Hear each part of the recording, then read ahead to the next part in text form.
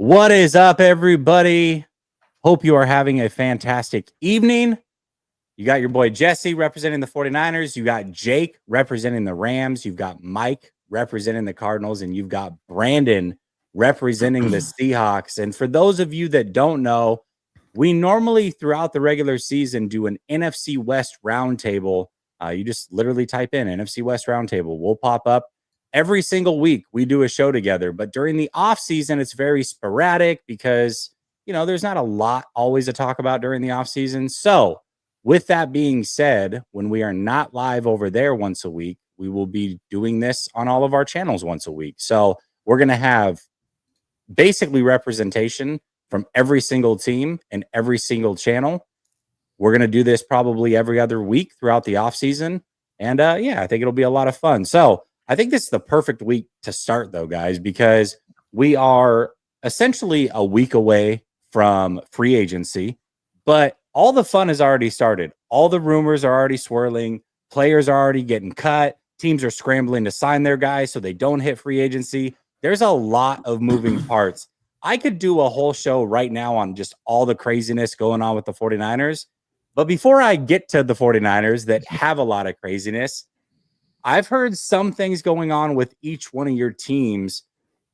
The team I've heard the least amount about, though, is the Arizona Cardinals, Mike. I don't know what the rumors are going out of there. Like early on, I heard that they might, that they might be in on Myles Garrett or what have you. But I don't know what is going on with the Cardinals. Like, what are the rumors that have been happening this offseason with them? I will say their front office does an awesome job of staying tight-lipped. I will say that. Pretty incredible. Yeah, for the Cardinals, you're right. What you heard is pretty much what I heard too. There's really no rumors going on. This is probably one of the deadest, rumor off season we had in a very long time. And, there's some good things to obviously go along with that as well, to make sure everything stays in house and nothing gets leaked, which is a really good thing for the front office and everybody that works there. The only really thing that really happened this off season for the Cardinals is we've changed and got a new offensive line coach and some other coaches that are on the bottom. But other than that, the only rumor was only kind of made by media for New York, and I'm talking about the New York Jets, because obviously with the Aaron Rodgers thing, it wasn't even a report. It was more a suggestion about them reaching after Kyler Murray and reaching out for him. And then Colin Cowherd about a month and a half ago said that the Cardinals were going to potentially move off of him. So that's kind of what all we had, feeding off anything. We didn't have anything. Literally it was dry for months and months and months after the Super Bowl, and even in January as well. So just new coaches. There was rumors about Kyler Murray potentially being floated around, but every time you hear Monty Ossenfort and the general manager of the Arizona Cardinals and the head coach Jonathan Gannon, they're very, very gung-ho about going into it with 2025 with Kyler Murray. And it makes sense. His contract was a very, very big cap hit, and his guarantees actually end in 2025. Technically signed up, I believe, till 2027, 2028, if I'm not mistaken. But 2025 is where the guarantees actually stop. So it makes all the perfect sense in the world that the Cardinals are going to be running it back again with Kyler Murray, bringing in some more talented guys via draft, via free agency. But man, rumors, I think Jake and you guys, 49ers, you guys have a lot more rumors than we got going on. Unfortunately, I wish I had more stuff with to you talk guys. about. So much drama. I'm over here with Mike. We're just here in the cut. Well, you guys have had some rumors, though, Brandon. At the very least, there's been some things swirling around one DK Metcalf, right? And the future of Geno Smith. So I gotta know what's going on over there in Seahawk land. I got a whole conspiracy on this one, where what I think the Seahawks were attempting to do, as you heard, it was the Green Bay Packer organization that they had supposedly, that the Packers had reached out. A couple of reporters from both the two teams were confirming their background sources on this. My theory is this, though. I don't think there's an intention to moving DK Metcalf, especially at the going rate for what you'd get for a receiver like this, which is basically a first and a third round pick. What they were attempting to kind of see is maybe if there's a way to, push through on that and get a little bit more for what is going to be a very weak free agent class as far as wide receivers is concerned, and also a weak draft, relatively speaking, as far as receivers are concerned. So that's going to up more of a market if you have a receiver out there that's kind of more primed. And that's what I think they were looking at this from, and why I think there's a conspiracy to this is I think What they were doing was saying, John, let me get to my sources over here in Green Bay. He comes from that organization. They're very tightly aligned. He says, hey, let's do this. Let's leak it out from both of our two sources that this is going on. Let's see what that drums up as far as actual interest out there on the open market.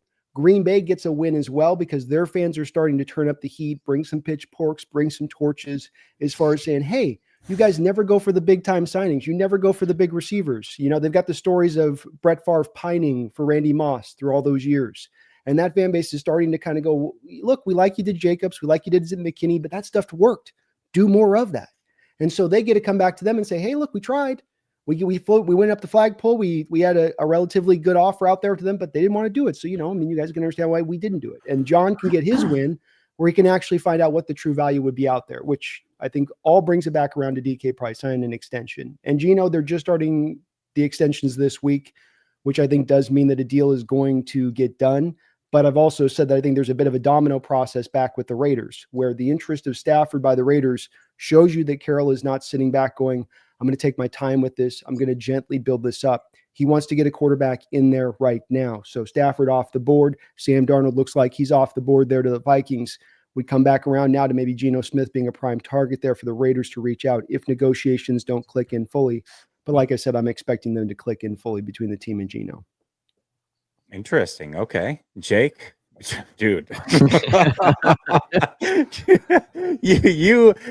Mike is right. It's basically the Rams and the 49ers dominating the rumored mill, not only for the NFC West, but for the whole NFL. I mean, there's enough soap opera drama going on every day with these two organizations. Some of it has been cleared up. Obviously, Matthew Stafford is staying. That was very touch and go, I know, for a while. You dang near had an aneurysm. But they've also made a trade today, Jonah Jackson, which I watch your videos, Jake. I'm pretty sure you literally suggested Jonah Jackson to the Bears a few days ago, and that's exactly what happened, which is absolutely crazy that you got that. And then let's see, you got the Cooper Kupp things, you got Devontae Adams. Like, what isn't happening over there? Is there anything that I missed? No, I think that's it. No, it's been wild. I think really now that they have Stafford, like that's done, because that was not, regardless of what people want to say, it wasn't being made up. All the Raiders' interest was real. And it wasn't just interest. Like that thing got way closer than they wanted. So much so Sean McVay's doing damage control not long after going on Pat McAfee, and Dan Patrick was not born yesterday. There's a reason for all of this. So, now that Stafford's back, they have an idea of what they're going to do.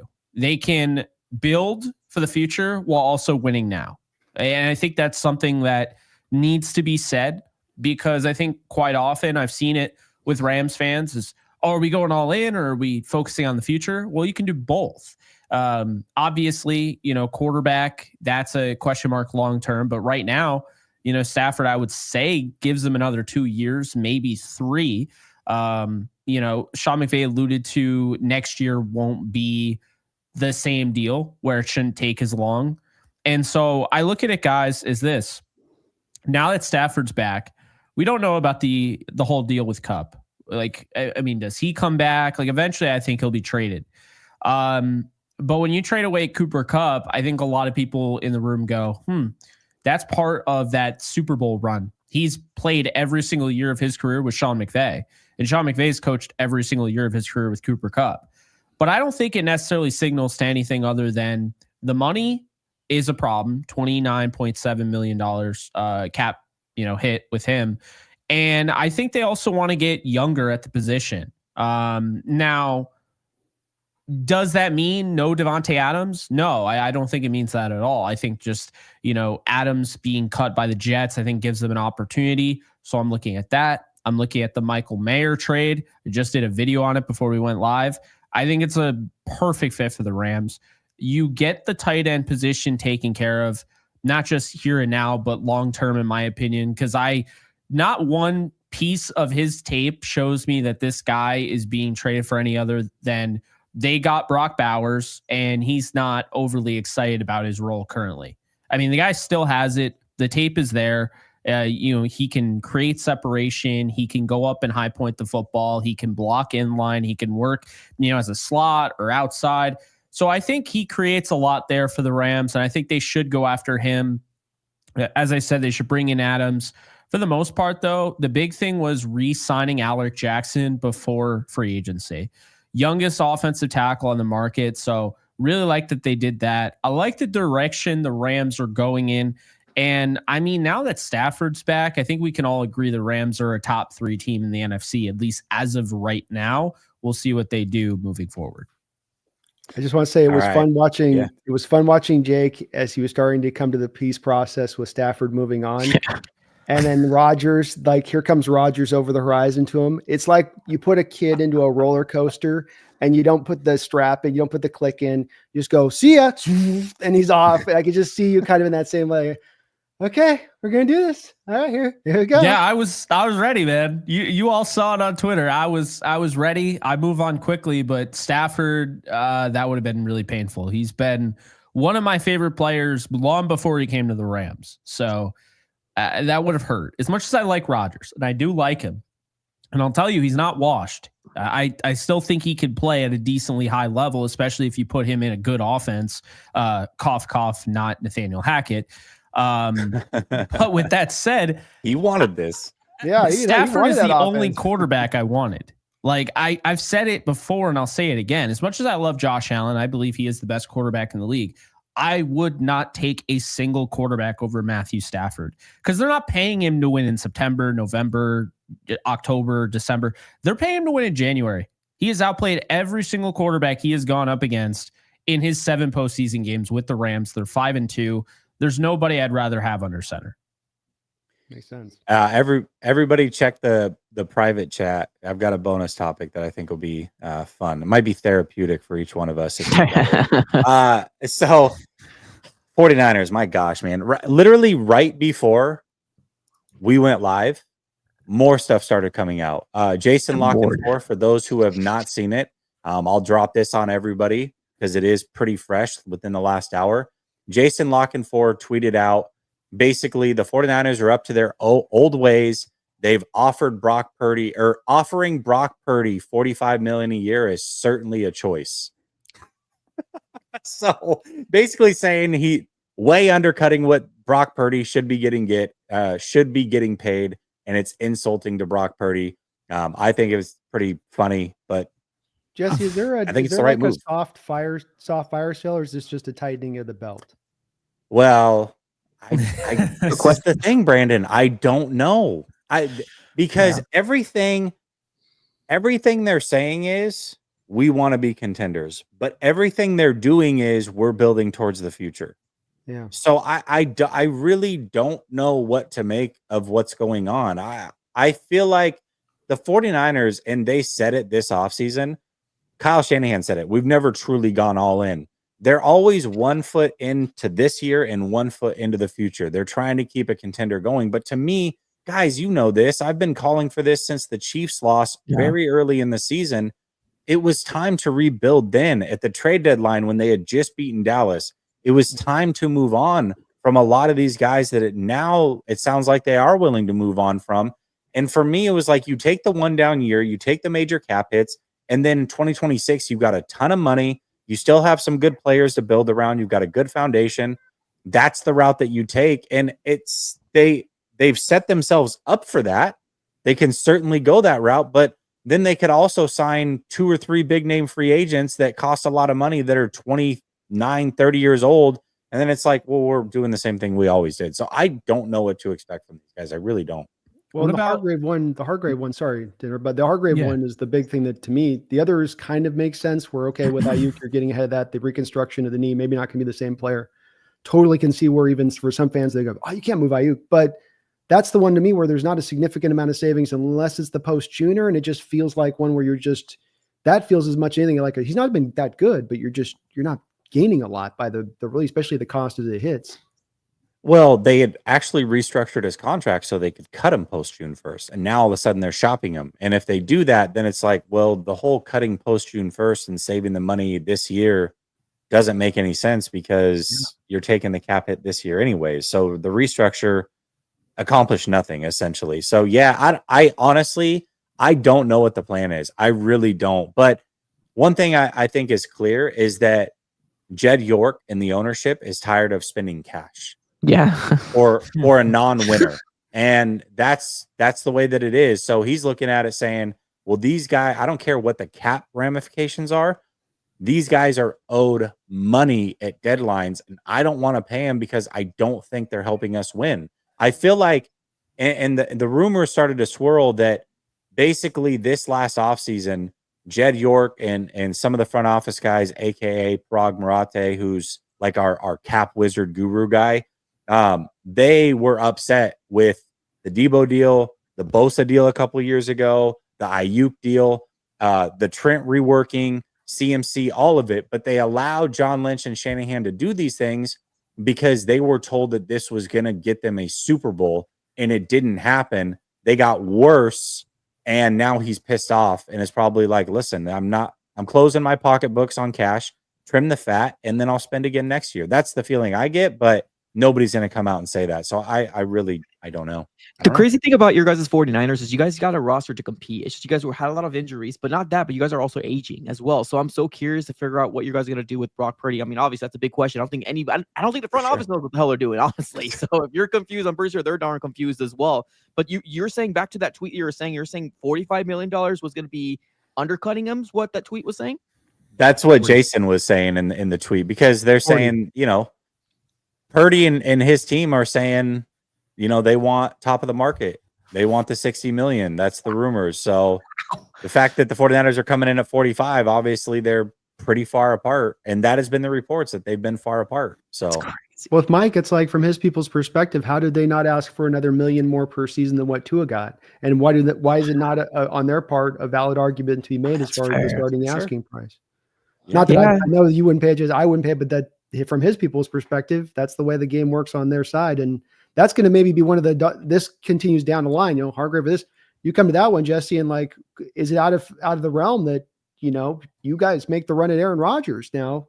You guys become the second through the door on this one.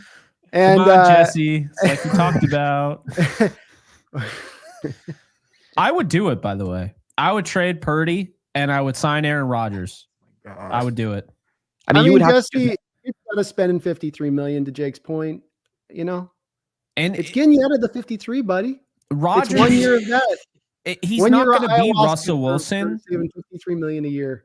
Yeah, how do you he's not going to be Russell Wilson getting $1 million, but he's making like $40 million, like in this like buyout, if you will. I mean, that's basically what it is. Basically a buyout. So he's going to be cheap. He really is. And I don't know. I would do it. If I was the 49ers, I would absolutely go after Rodgers. I would trade away Brock Purdy if I can't come to an agreement, because Brock Purdy's value is when you're not paying him. And now you have to pay him the money. And it's like, I don't know, because he doesn't have those first round traits that you do pay. Right. So in addition to that, you're also dealing with that Tommy John surgery on his resume. You're dealing with some of the issues he has. And to me, I just feel like he's kind of damaged goods, where I think he's a solid quarterback, but where's the upside? Because I just, is he getting better, or like, I feel like he's kind of topped out. And that's the thing, like, where I think you get Rodgers, you trade Purdy away, and you look at a really good quarterback class, in my opinion, in 2026, which I think other teams will have that, idea. But worst comes to worst, Rodgers has a horrible year, right? And then the 49ers have a great pick, and maybe they go out and, they get a guy like Arch Manning or somebody, or Rodgers has a great year.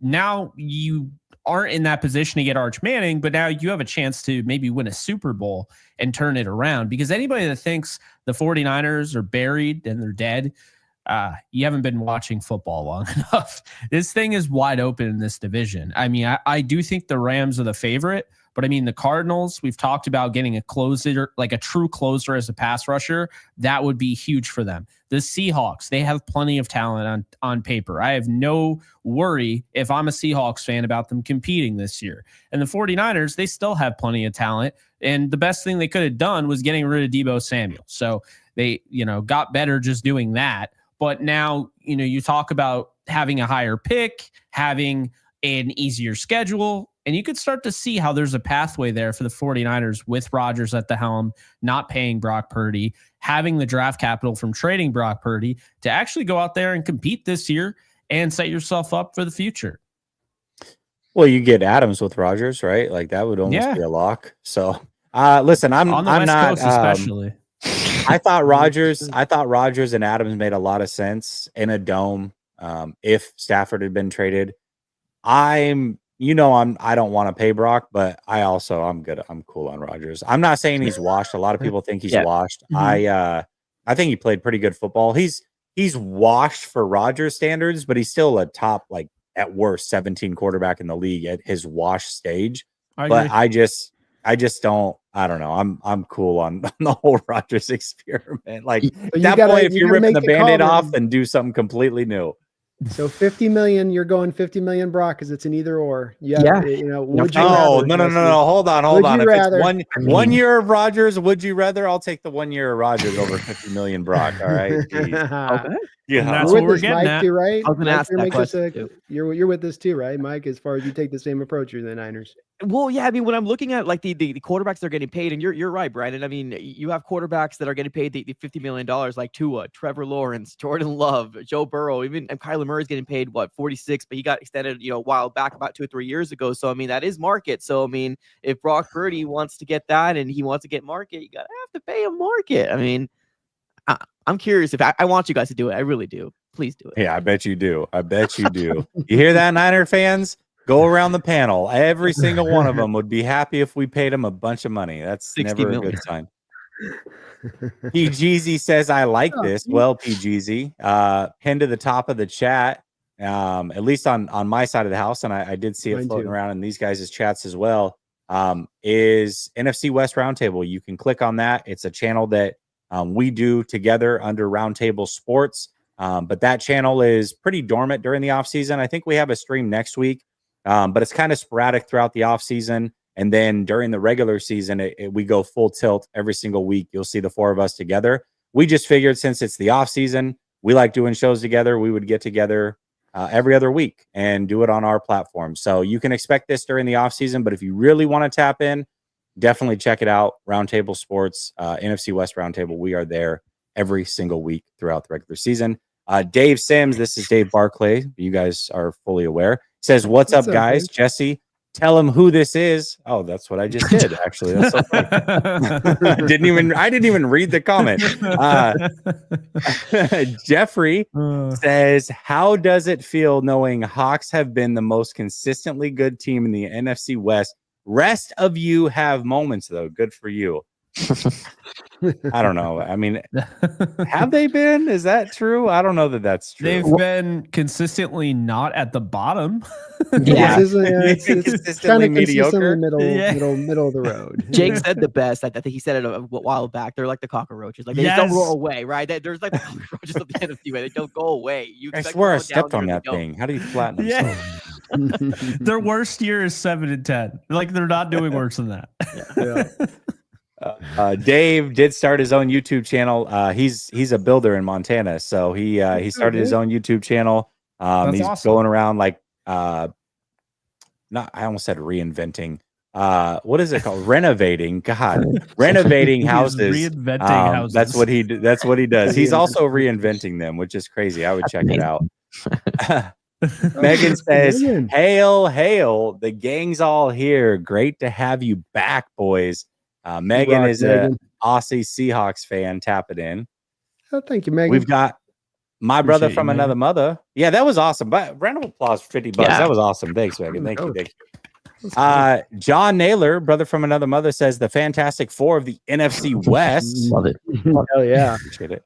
Oh, see, now Megan gave 50 and another 10. Now she's going to talk a little trash to Jake. There we go. For Jake to have an aneurysm, doesn't he need a brain? Ask him for a friend. I love you, Jake. Oh, man. Dang. You know, it's all good fun coming from Megan, but she's got to talk her trash. Jeffrey says, as long as the Rams have Stafford, they got a shot. I miss when he was a pick machine gunslinger. Dude doesn't even make mistakes anymore. He tries to. I will say he definitely tries to make mistakes, but DBs just don't like to pick him off, which is crazy. He's got so much velocity. They can't, those corners, you know, they always say they're corners for a reason. Jeffrey comes back and says the Cards are the warm weather team. They're going to boat race some teams early and get cold late in the season. They are the Dolphins. That's terrible. That's actually a pretty good observation because you guys do start hot every year. That is kind of, I was like, oh, got him. Got him, Jeff. Got him. Michael is clearly coming from one of your channels because he says, pay Purdy $75 million a year, please. There we go. He's no, that's definitely a 49er fan. That's a well-informed, that's an even keel, unbiased. You got your biases, Jesse. This is that's my guy. That's my Cardinal fan right there. Let's go. You got your biases.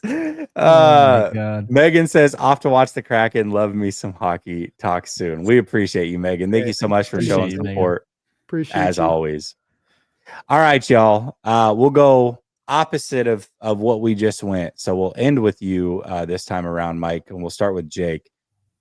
What are some free agent expectations you have for the Rams? Whether it's a player that you want them to sign, maybe it's free agents that you are on the current roster that you want brought back. Like, what are the expectations you have for free agency in the Rams, Jake? Yeah, I've maintained my consistency in this belief that I think they should bring back the majority of the guys, at least the key guys that they have free agents. I do know that the Rams are trying to bring back two of them because Sean McVay told us all on Pat McAfee. Hoping one of those is Ahkello Witherspoon. I really do think they need to bring him back. I think he makes a lot of sense at corner. I think Bobby Brown in the interior. He did voice his displeasure about his role on Twitter, but I think he still wants to be I know you guys probably saw that, but I know he still wants to be a Ram and the Rams still like him. So there's a chance they bring him back. Also, Michael Hoyt. I mean, this guy blocked 3 kicks.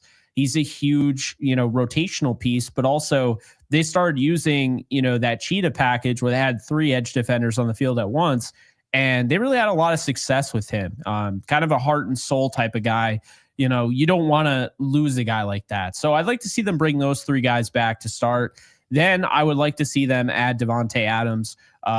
Now, Jake, 2-3 weeks ago would be freaking out right now on me because I didn't want Davante Adams. But when I was watching Rodgers, because I thought Rodgers was going to be the quarterback of the Rams, I just kept watching Davante Adams look like he did 4 years ago.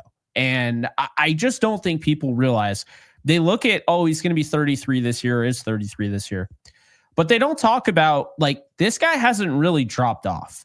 When you look at his ability to win, in a multitude of ways, especially on the outside, being that X receiver, that is what the Rams are lacking. And so you have this guy that can contort his body and make all these crazy catches near the sideline. And he's so good when you're throwing that back shoulder fade that, Rodgers throws that well. But you know who else throws it well? Matthew Stafford. And so I think he fits a lot of what Stafford wants in a wide receiver. Cooper Kupp is likely not going to be back. So I think you bring him in for a year, you draft a receiver, whether that's, Ibuka or Golden or whoever at 26, and you can have him kind of mentoring some of these younger receivers on the team, whether that be a Puka Nacua, who's already been mentored by Cooper Kupp, or even, a Jordan Whittington. But I think first and foremost, bring back the 3 guys I was saying on the defensive side. Go after Davante Adams. I would love to see them go after another Jet player, Jamie Sherwood. Now, I know he has a lot of connections to the 49ers because of Saleh. A lot of expectations that he'll probably end up there. But, I could see him going to, a multitude of places, including the Falcons, where, Jeff Ulbricht ended up going. So I don't know necessarily where he's going to go. I don't even know if the Rams will have interest. They normally don't pay linebackers. That's why when they paid Bobby Wagner, that was kind of a shock. But I do think that they should go out and try and address the linebacker spot, whether that's a Nick Bolton or Jamie Sherwood. I think they need to try and do that. So really just those 2 things. I mean, tight ends, I'll be honest with you, I don't love the tight end group at all. I like Juwan Johnson. I think he's a good player. I'm not paying Juwan Johnson. I just like him, like his game. Like he's a good, probably the best tight end on the market. But I have interest in, maybe a potential Ty Johnson reuniting with Mike LaFleur was with him with the Jets could be a good change of pace back. And then in addition to that, Zach Wilson. I know they pretty much want Garoppolo back. And if Garoppolo wants to come back, he's got a home as the backup quarterback. But if they do want to go a little bit of a different approach and not focus on the 2026 NFL draft at quarterback, like I believe they're going to, Zach Wilson to me is a no-brainer there. Who, Mike LaFleur did, coordinate with the Jets, would be open to it, according to, a report last year from Albert Breer. So that's intriguing. But aside from that, I think that they've really done a nice job bringing back Alec Jackson, getting Stafford back, and trading with Jonah Jackson. I think the one thing I would have them do on the offensive line is I want Jedrick Wills. And I'd like to, see if maybe you can add him for cheap, put him over at the right side where I think he's a natural right tackle. The tape shows that in college. And you have him backing up Rob Habenstein, who's, confirmed to be back this year. This is probably his last year. It is his last year under contract. If you get him on a 2-year deal and kind of just, give him the idea like, yeah, you'll be our starter next year, I think that could be a sneaky addition, very similar to when the Eagles picked up Mekhi Becton. So that's how I have everything kind of figured out there. Probably missing some stuff, but that's in a nutshell what I want them to do in free agency. All right. It is funny because you have changed your tune on Devontae Adams. I remember I have the last recording we did, in fact, on the NFC West Roundtable. I think you said something about Devontae Adams, and then I said my bold prediction was he was going to sign with the 49ers. That was before the mass exodus. So, I don't know. I tend to think he might end up with the Rams now. But, Brandon, what about you? What are your expectations for this offseason and free agency in particular? I think we'll be making a lot of probably signings in-house. Will eat up a lot of the cap space. We released some guys today, and Lockett's going to probably be released or restructured to create more space. But you're going to probably see a deal done with Geno. You're probably going to see a deal done with DK Metcalf. Ernest Jones is going to get a deal, I would say, probably done as well. I don't know the timeline, but I think they're going to get done.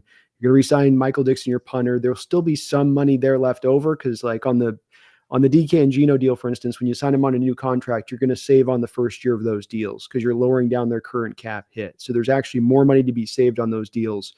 But here's the issue is that when we've had a lot of money to spend in the past, even upwards of $50 million, John Schneider has a tendency to try these prove-it deals and thinking that you'll get a guy hungry and he's going to go out there and fight on a 1-year deal and aging vet, and it doesn't work out. What we'd like to see from fan base, and everyone's in kind of a consensus, and I don't have to ask you guys that you rarely see consensus amongst the fan base, but the consensus amongst the fan base right now is please go get an offensive lineman. Don't just go draft guys. Let's get something with some certainty in the house, something real, something true. Let's not wish I may, wish I might, on a shooting star. Let's actually get a guy and spend the money to do it. And so Drew Dahlman is obviously the number one target. I'm sure your Niners are going to be in on the mix on that one potentially too, if you guys are in on it.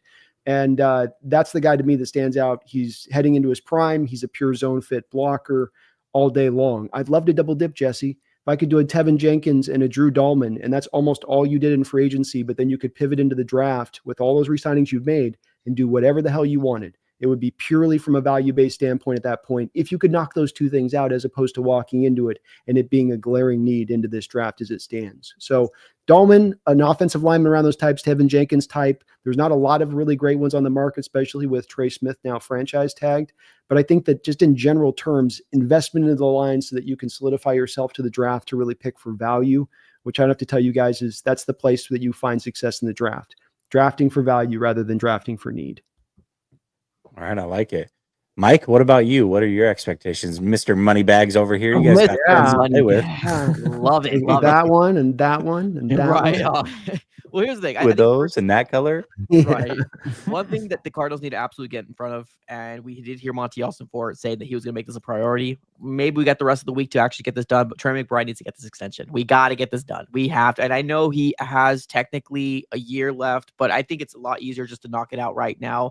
He had a really good season. It was like 1,100 yards, 2 touchdowns. Do it now. He's going to go off next year. I can only feel it. It's going to get more expensive. So this is going to be a priority per Monty Ossenfort. So I would love to see that in free agency. We got a couple other people here that we got our eye on in terms of potentially bringing back. I know the Cardinals maybe have about 6 players that they want to bring back. Players, I think I heard like Roy Lopez, just like kind of positional guys that are rotational guys. They're not big names out there. So there's that. But in terms of free agency, right, Mr. Moneybags, I expect the Cardinals to at least go after 2 big guys, like 2 big signings. Now, who those 2 big signings are, I can only hope it's going to be trenches, specifically on the defensive side of the ball. Who I want the Arizona Cardinals to go after. We got to leave this free agency with one of these 2 guys. And then the rest can be filled out, and I would be happy camper. One of them being Josh Sweat. I feel like that's the Cardinals.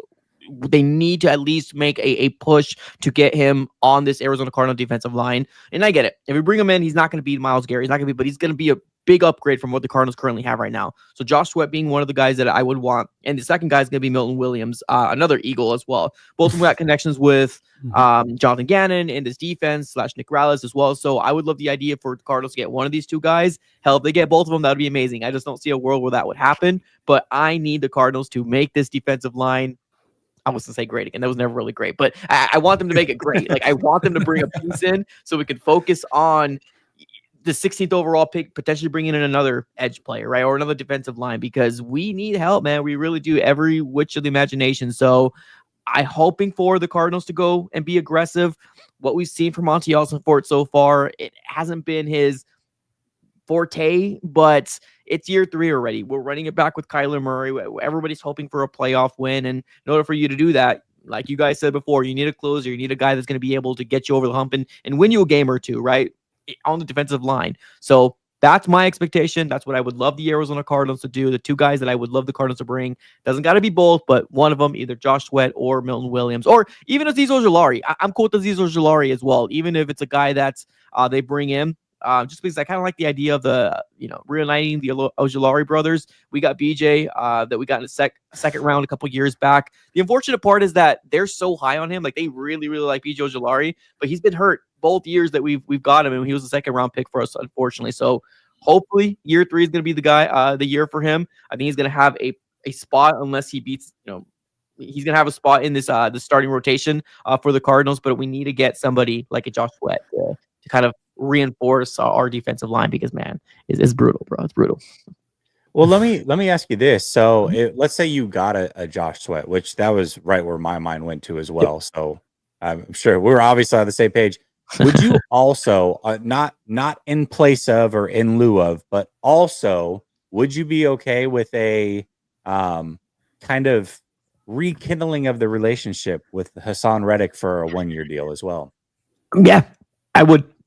If it was up to me, absolutely. Right now, what we have going on is a completely different regime. And I know there is some players that kind of, look at their organization and says, oh, you effed me, or you did me wrong, right? They don't want to go back. There's no ties with Steve Keim and the rest of the regime. There's a brand new regime. So if the money works and if it's a 1-year deal and it's beating everybody else out, because I feel like Hassan Reddick kind of hurt himself, especially with the production when he came back and the way the Jets thing and handle himself. He's not going to get a big deal. He's probably going to have a prove it deal. So why not come back to the desert? There's a lot of Cardinal fans that would love to see him back as an Arizona Cardinal. Like, it sucked that he slipped away and had pretty consistent years. So I would love the idea, but I think you said it right. Like, if it was that, I still want to see more. Like, we got money. We got money to spend this year. So that won't make me to the point where I'm like, oh, the Cardinals aced it. That's cool. I love that, but also do this as well. So as long as we have a plan in place, and right now I'm putting all my faith and trust in Monty Ossenfort that in year 3, it's going to be a little bit of difference here in free agency, because so far what we've seen was mid-tier players that we brought in. But like they said, we're not ready to compete. And okay, but year 3, this is time, man. It's time to do it. So I want to compete with you guys. I'm ready to hit playoffs. All right, fair enough. Oh man, yeah. I well, the Hassan Reddick thing, it's interesting because I think this is where he's at in his career now. He screwed himself last year, and I think that he's kind of on that 1 year at a time, hired gun, Jadeveon Clowney type of player now. But when he was with the Cardinals, he started out, they had him in the wrong position the whole time. And once they turned him into a pass rusher, he started to get elite. And then you only got a year of that and he was gone. So anyways, I find it interesting. As far as the 49ers, listen, I had a whole game plan early in the offseason about how they're going to contend again and all these other things. My expectation is don't tie up money long term. I don't care the players you go after. I don't care the age of them, none of it. But I don't want long-term deals for anybody. I want free moving money going into 2026 and beyond. I basically, I don't want them to sacrifice 2026 and 2027 for the sake of 2025. So if you're looking at a player and saying, hey, this is a really good decision for 2025, but I'm not so sure about the future, then don't do it. Do not sign that player. It's not worth it. For me, I love the direction that the team is going right now. I love this rebuild stance that they are seemingly taking, but go all in with it. Don't do this half-ass dip your toe in the water and then, okay, we've got all this dead money, but now we're also trying to win this year and we're going to back in that with some bad contracts or a 33-year-old Devontae Adams for 2 years of guaranteed money. Like, I don't want any of that. So for me, just keep doing what you're doing. And then for gosh sakes, please don't overpay Brock Purdy. Like, it's not about the AAV, but it's more about how it's structured. Give yourself an out after a couple years. Make sure it's inexpensive for the first 2 years, and do not structure this thing the wrong way. Those would be my expectations for the offseason, but we'll see how it goes. I think a quick question that's a little outside of this is, do you think Genty is a real possibility of the Niners at 12? Or do you think with his philosophy and Shanahan and backs, there's just no way? I don't. I see he seems like a Dallas Cowboy to me. Doesn't he have Cowboy written all over him? I feel like I would think I would sleep on the Bears.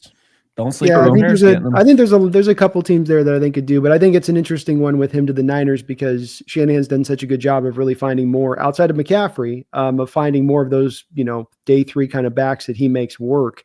But then McCaffrey's got the injury. You're losing Mason to free agency this offseason.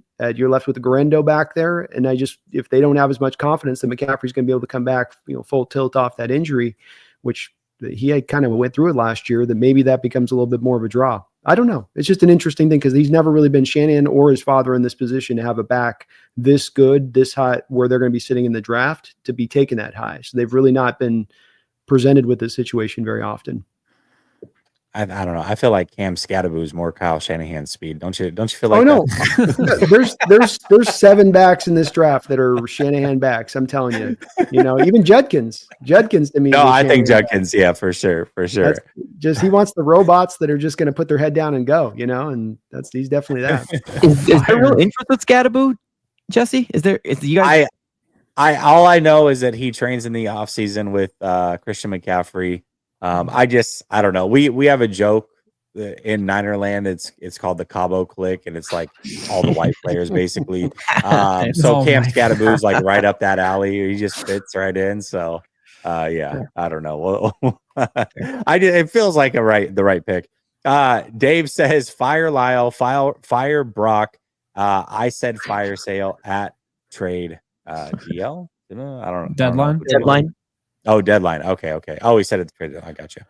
Edwin says, if each of you got to pick one team from our division to switch to another division, whether it be AFC or NFC, which team would you pick and where would you send them and what team would you bring in? Oh, that's a good question. I wouldn't do it because then I wouldn't be able to do this show with you guys. Yeah, that's true. So we'll just alternative universe where there's a universe where Jake's done this or where the team fine. Yeah, we have to. We have to do it. This show doesn't exist. Yeah. Right. Yeah. But so this is easy for me. Yeah, I think I got one. So we're sending them to another division, like each. The crap team I'm going to grab here. Just say you got to send one team to any division you want and swap them for another team. What team are you sending? Okay. Yeah, you got it. Okay, go ahead. Yeah. Go ahead, Mike. You get the concept. Okay, I'm gonna send you away, Jake. Sorry, I'm gonna send the LA Rams on over to is it the AFC? Is it where the Raiders play? Bring the Raiders over here. No, come on. We have to be in the Chiefs division. I want less competition. With Harbaugh and all that now. Mike might have taken mine, man. That might be the one that I'd go with, Jake. I'm sorry, but that's the one with. So you want to go to the East Coast team because we got to travel. You know? And then we got to do this like going across. If I take the Jaguars, I got to go all the way out to the East Coast now twice. Once a year. Yeah, that's true. Well, you could just.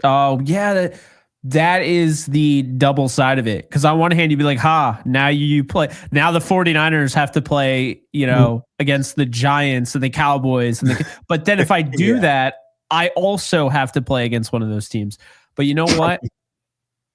Man, I'll do this. I'll put the 49ers in the AFC North, and I'll take the Browns. I almost did the same thing. I almost sent somebody to the NFC North. That's funny. That's really good. You want a dysfunctional franchise. You really do.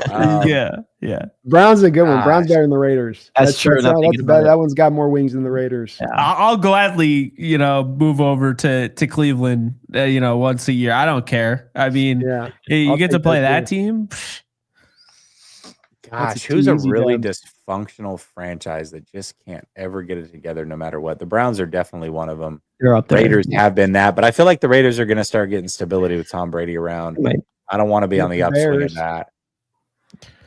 But I feel like they got it together. You know what? I'm going to get rid of Seattle just because I hate the Seahawks. My hate's like not even reasonable. It makes no sense anymore. The reason I hate the Seahawks is because when they initially came over to the NFC West, the Seahawks games back then. So for those of you that are young, have no idea what I'm talking about. Those of you my age will know. You had Fox and you had CBS, and those were the games. That's what you got to watch. Well, back then, or it was ABC or whatever. Back then, Seattle, when they were in the AFC, they were on like Channel 6. 49er games were always on Fox, so I always got to watch the 49ers. The moment the Seahawks came over to the NFC West, that was out the door. They came to Fox, and I never got to watch the Niner game, so I hate the Seahawks for it. I'll never let them live it down. And I'll just send you to the NFC East, and I'll take the Giants, man. The Giants are super dysfunctional. Ooh. Oh, we already got to travel more than any That's team. a lot of travel. That's so dirty, Sucks. Jesse. Sucks So to dirty. suck. Damn. I'm taking mine back. I'm putting the Niners in. I'm putting the Niners in Germany. I'm putting Miami. I'm swapping them with AFC Real East. Madrid.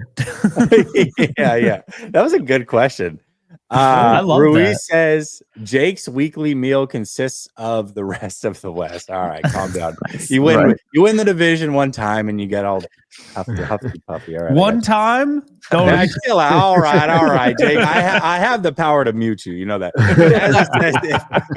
If Purdy does play hardball with the Niners, how much do you think that changes the public perception, particularly Niner fans, of him?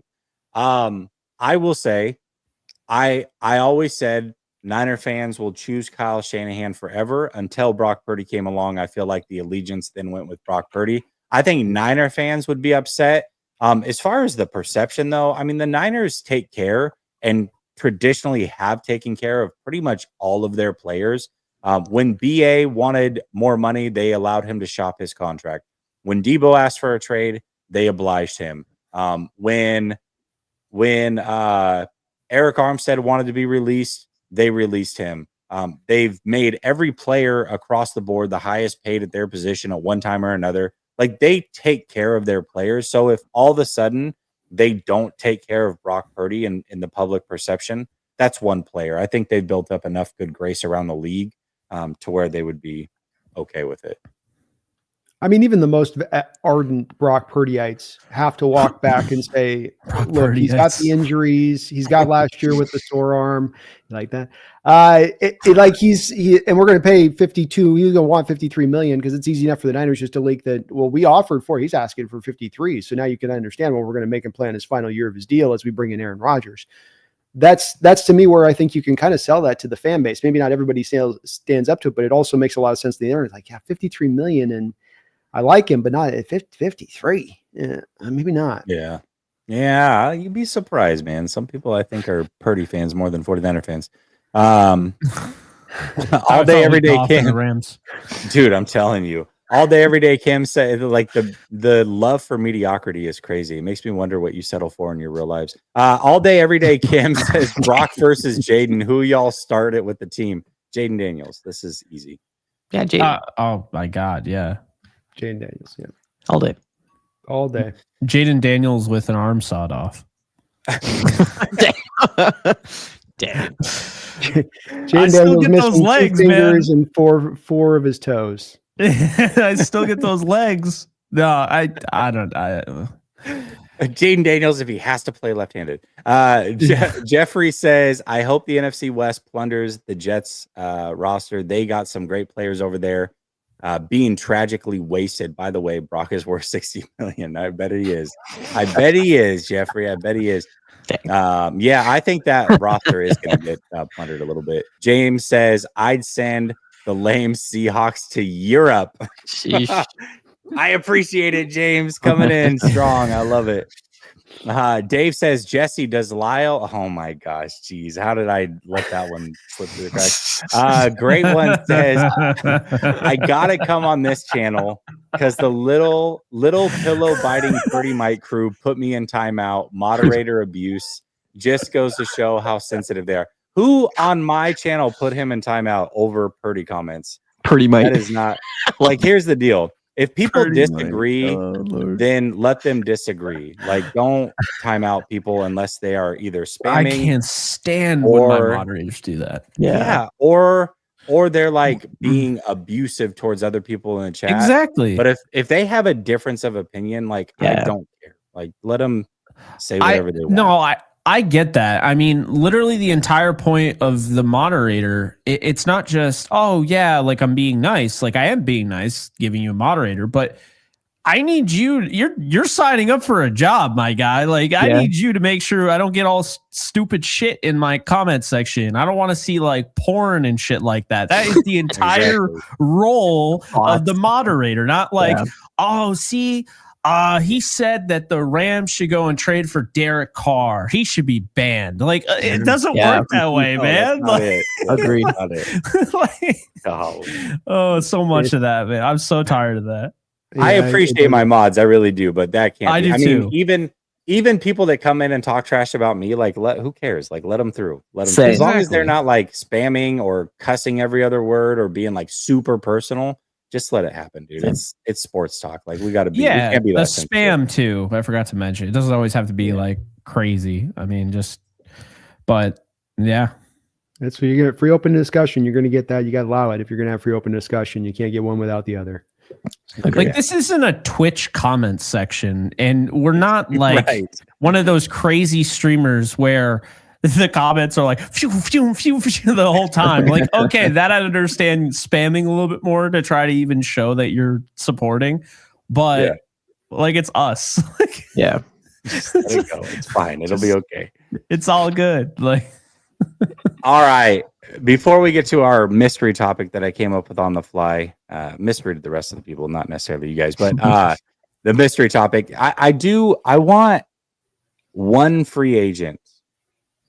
And one team that free agent is paired with that just scares the heck out of you. Like if this free agent ends up on this team in the NFC West, I'm going to lose my mind. Who is that player and what is that team for you? Mike, I see you're thinking. I was going to go to you, but it seems like you may not be ready for this. Does anybody have any ideas? I've got, go ahead, Jake. Kind of cheating, not a free agent, but Myles Garrett to the Cardinals, I think just makes them an absolute contender. I think that too. Oh I think if they got Myles Garrett, that to me, that's the missing piece. I'm not trying to get Cardinals fans' hopes up, but I have a lot of respect for what they're building. And if they went out and got Myles Garrett, a lot of those games that they lost really close, they don't lose. Because he gets that closer role that I keep talking about. He gets that big time strip sack late in the game. And he probably would have done that. Let's just say half of those games that you lost that were close, he does that in half of those. Like, I think that's what you're getting out of Garrett. And so I think him going there would also want, and keep in mind, the Cardinals have a lot of money, would also get other people to want to go there. And that's how you start to kind of create something that could be really scary. Plus, you get, year two Marvin Harrison Jr., Kyler Murray, still in the same system, like all sorts of things like that. And the offensive line is looking a lot better than years past. Myles Garrett, to me, is the missing piece. So if they got him, I'm not saying they win a Super Bowl, but they would be a huge problem with Myles Garrett. Yeah, I agree with that one. That would be terrifying. Jeez. Again, I know I cheated. They're not a free agent, but no, that's a good one though, because there's a lot of smoke to that. Because there's a lot of buzz around him. Yeah, and Cardinals got the money to pay him because that's the part that people got to take with that. You trade him, you're going to pay him, and that does remove some of those teams that might be as much in on that. I think the two for me would be Devontae Adams going to your Rams because you're going to let go of Kupp. And I think that's going to potentially weaken down your receiving core. Now you're trying to look to the draft to augment that for a team that's going to be trying to kind of go for it. Which are you going to get high level play off of a rookie? Sometimes you can with these young receivers coming out. It's possible. Sometimes it takes them a little bit of time. And if you get a Devontae Adams, I still think that he's got enough there, especially pairing him with Stafford with those two, that would be a good connection that those guys would be able to make that work and that keep your core in a good spot with Puka there as well.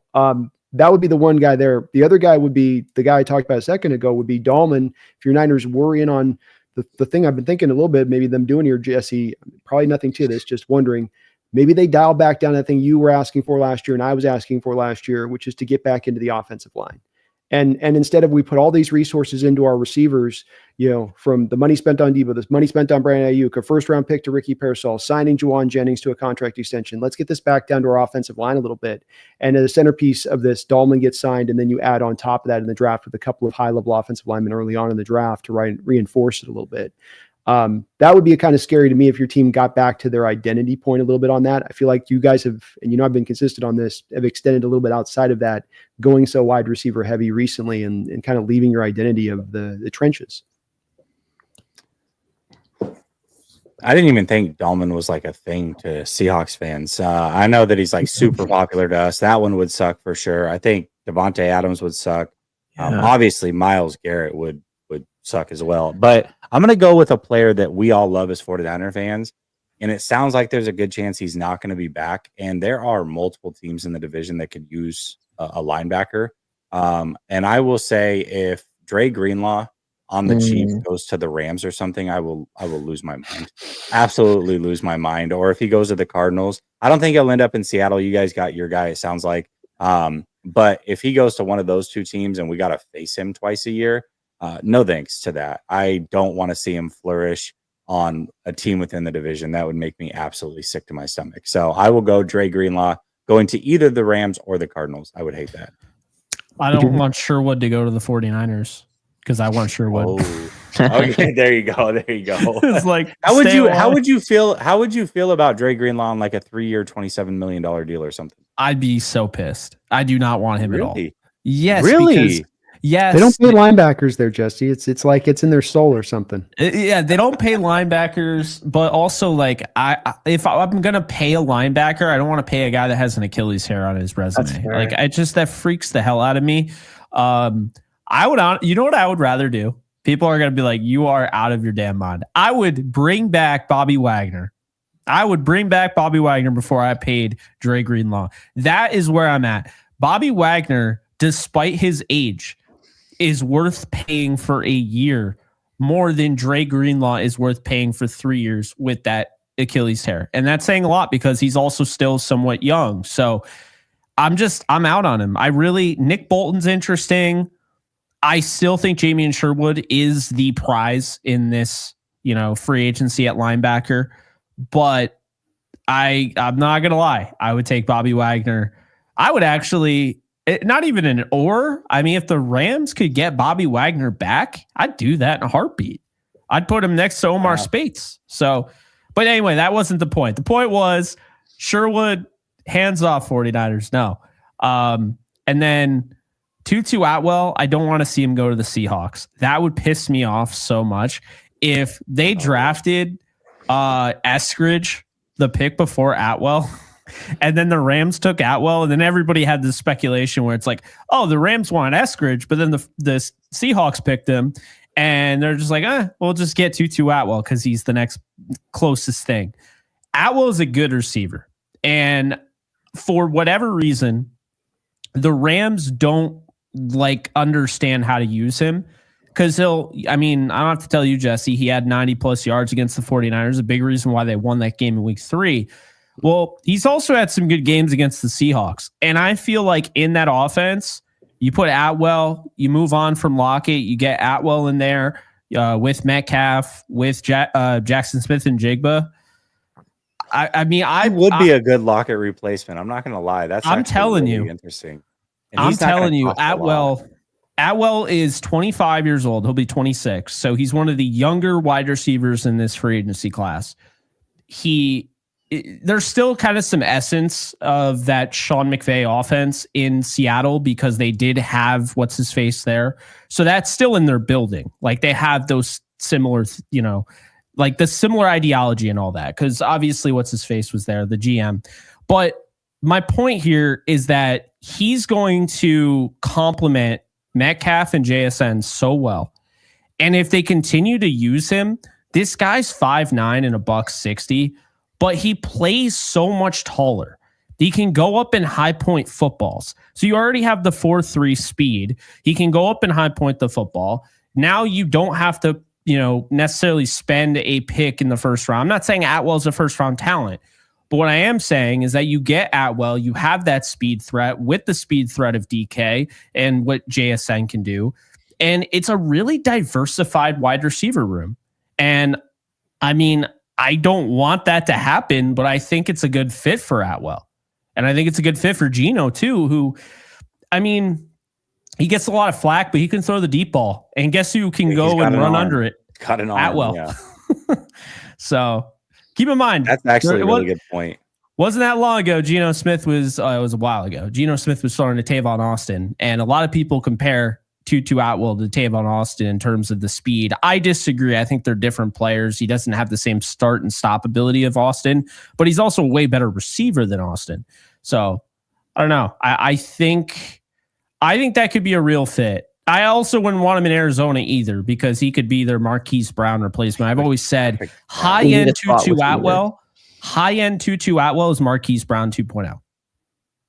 I think I'd say there's probably more of a chance going to Cardinals, much more than to Seattle on that. I don't think we're going to probably, because it sounds like we're going to restructure to Lockett rather than fully release him. And then you probably just get a development receiver back there behind. So whereas the Cards, I could see them, this is a guy they don't have in their offense right now with what you have. You got your slot, you got your big number two. One guy to take the top of, plus you get the money to spend. We kind of are going to be a little restricted money-wise. Yeah, to kind of piggyback on what Brandon said, I would say Devontae Adams to the Rams too. I would hate to see that. Yeah. And one more, Khalil Mack to the Niners, paired up with Bosa. That would just annoy me. I wouldn't even be like, I would just be like, really? Like, what the hell, man? Khalil Mack to the Niners would annoy me too.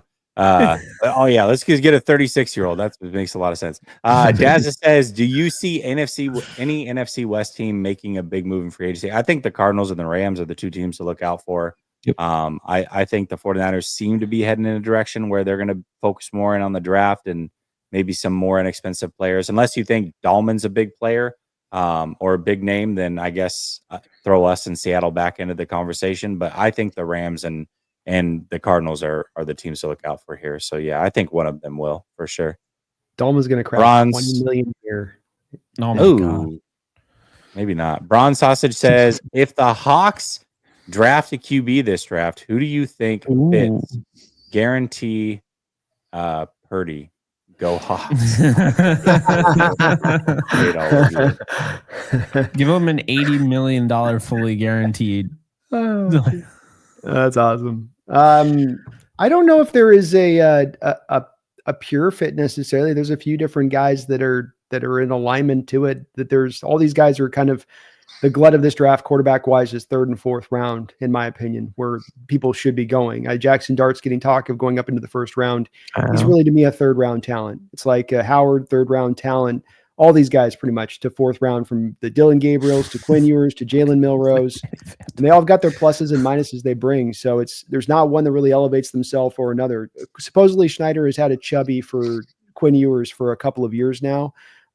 Something about it makes him go 6 to midnight. I don't know what it is, but certainly not the tape. Oh man, I hope that gets clips because that is just so good. That was so good. You're so good at like just doing you're just so good at being Brandon. I can't explain it, but the dialogue was like movie worthy. Like it was just like you're like First Take would kill for that. Like the way you just rattled that off all in one. It was like Oh my God, man. He's totally Ooh. dunked all over this dude. I'll tell you a player that the Seahawks actually would like at Oh. quarterback now that they've got that Shanahan system coming in. Kyle one? McCord. Kyle McCord. Nice. Talk about third and fourth, fifth round quarterbacks. tell you. Man. He's He's in got Kirk Cousin written all over him, brother. Shadur Sanders might be there when they pick in the first round. dropping too. And he would be a good Yeah. fit too. Yeah. Oh my gosh. Dave says, I'll take Myles Garrett at quarterback over Brick. Jeez. I just love that you guys call him Brick. I don't call him Brick. It's literally just a Dave thing. Feed me That's more hilarious. Seahawks says Jesse belongs in the retirement home. I've missed you, Feed Me More. I have missed you in the roundtable. Mike looks Danny like Phantom. Danny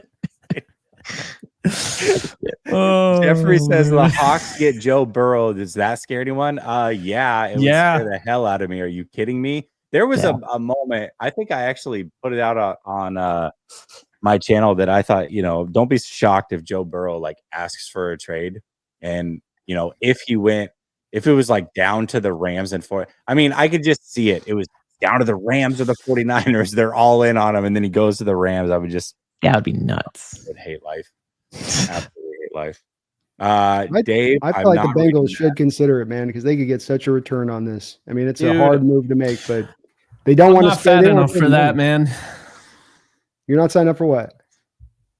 What? What'd you say? Oh, I was answering the super Jake, chat. I would was you like, I'm cast not a live fat action enough for that.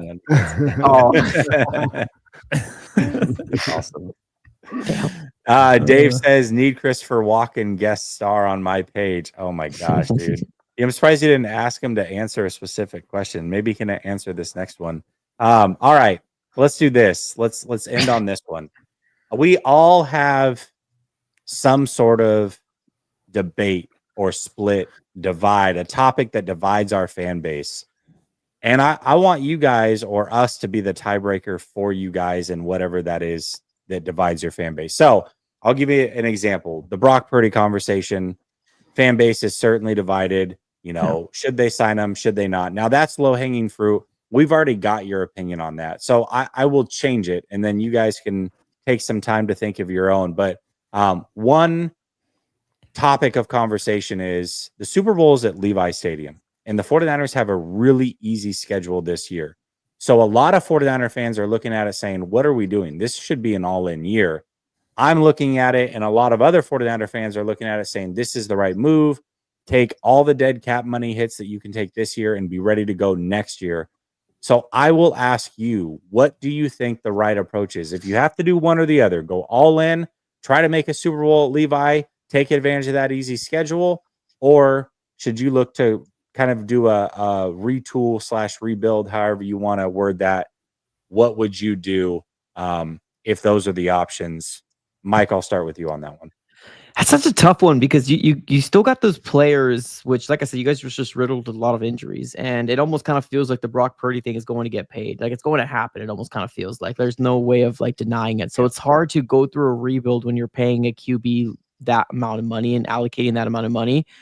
So I don't know. That's a tough one, and I understand why you guys are debating about this. I think what you said, it makes sense to start the rebuild, but like they should have done that before these other moves or not doing that. So I don't know. Like I feel like you got to try it one more time. And just being anti San Francisco 49ers, love to see you guys go all in and pay Brock Purdy. I say all in. Try it one more time. I understand that's smart. If it was the Cardinals, I would be talking rebuild, but for the sake of me sitting on the outside looking in, I would say go all in. Perfect. Brandon, what about you? What do you think the Niners should do? Yeah, Niners should be hitting the switch on the pause button, in my opinion, to this. Not that they can compete, not that there isn't a possibility of them being a contender next year. It's just that it does feel like the window has closed down much further and that your pathway to getting through it is much leaner and thinner.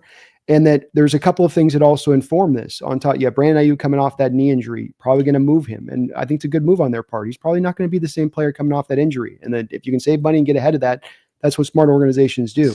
Sounds like you're going to do the same thing with Hargrave, but then Purdy's the big part of this because it's not just about going forth this year. it's probably going forward, and then you're signing Purdy to go forward at the same time, which means multiple years down the line.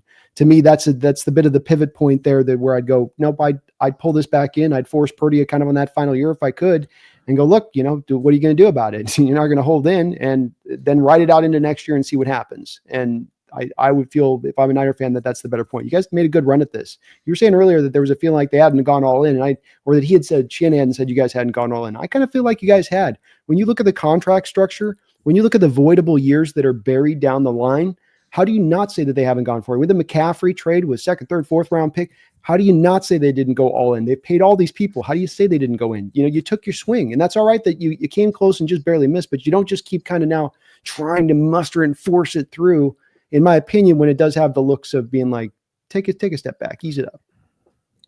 Jake, what do you think? I think it's wild. I'm looking at your cap table right now, and there's void years until 2031. It's awful. It's a nightmare. I've never even seen that. Like, I know the Rams were like one of the first teams, it seemed like, to start doing the void year thing.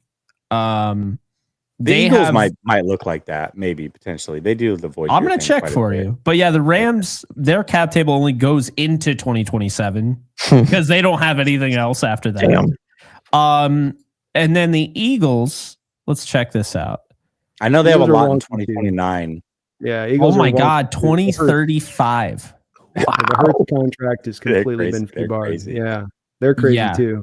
Well, anyway, I think, there's a team in their division, in the Rams. They could follow that blueprint. I mean, you saw the Rams, and by the way, the 49ers have drafted well, so it's not like they can't do it either.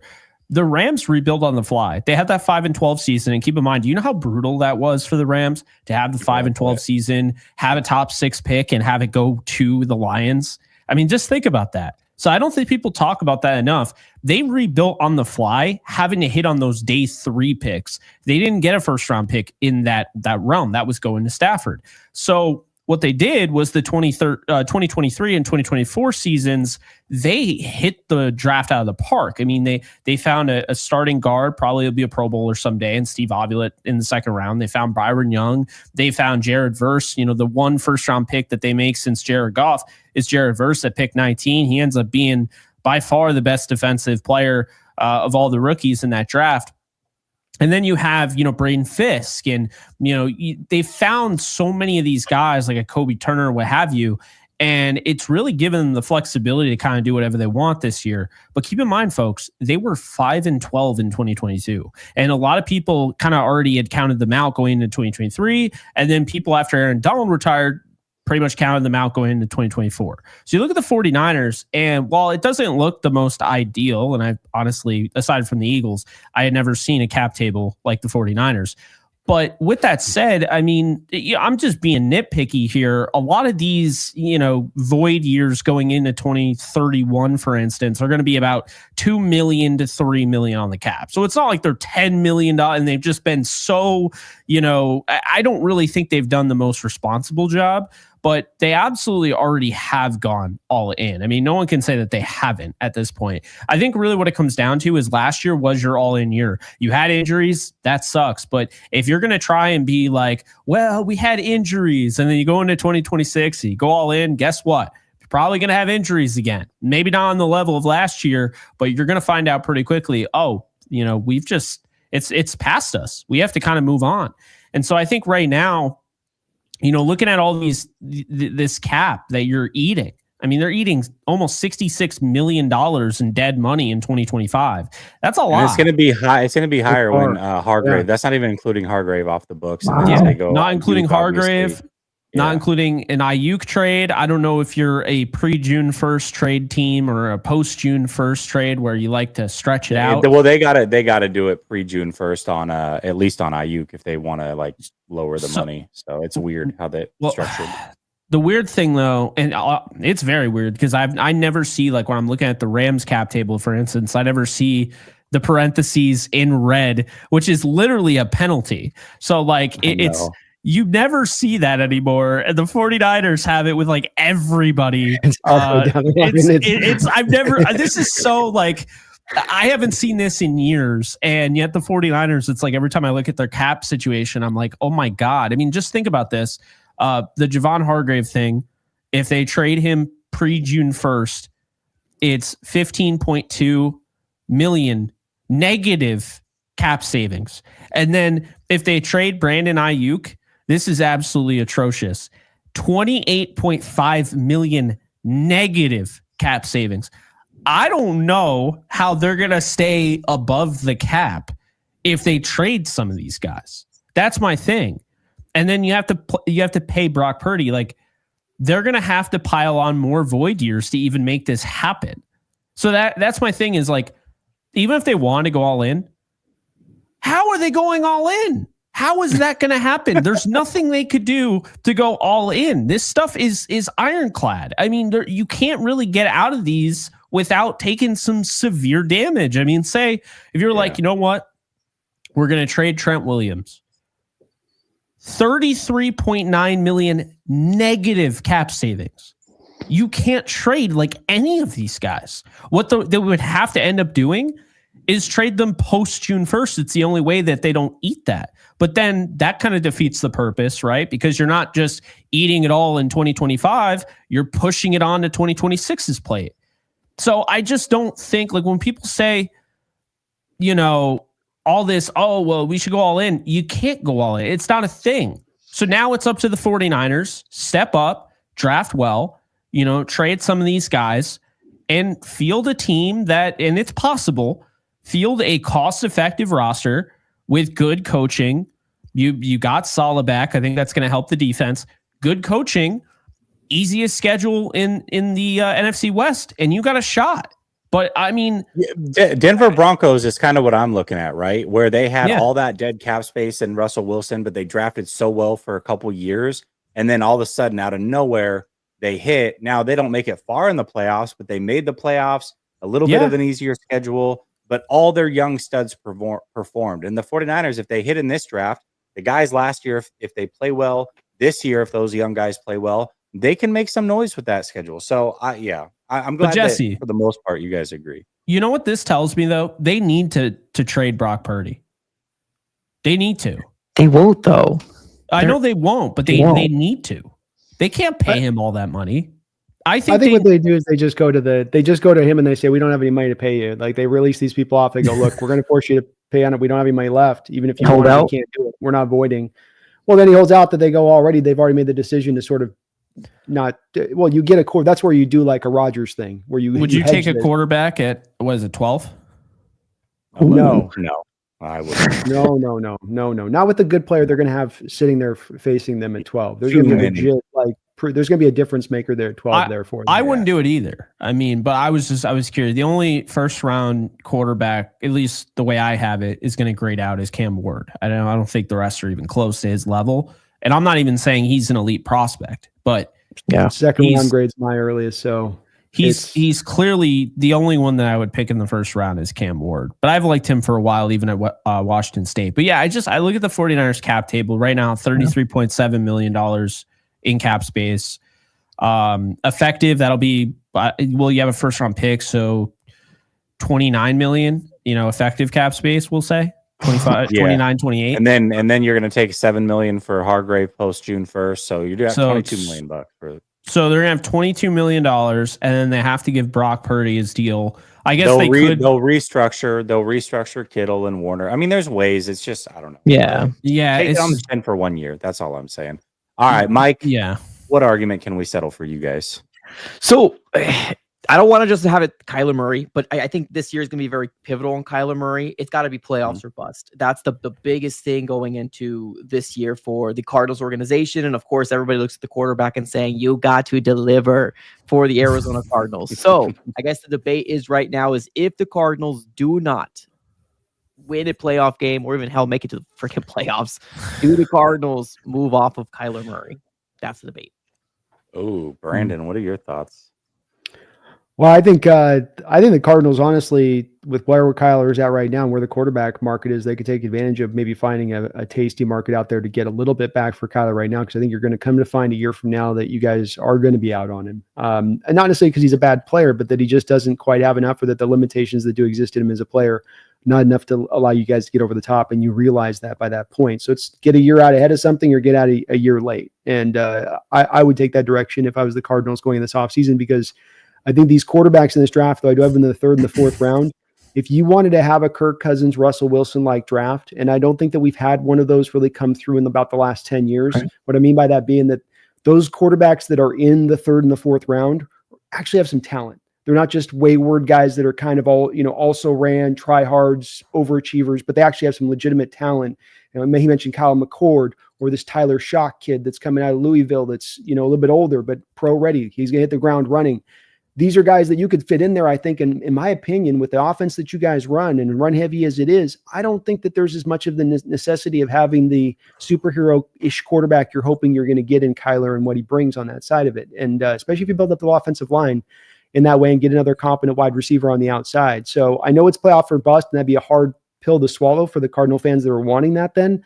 But at the same point in time, I don't think you're taking that big hit by moving off, because I just don't know that Kyler's really giving you cumulatively all that much as a separating factor there. Jake, what do you think?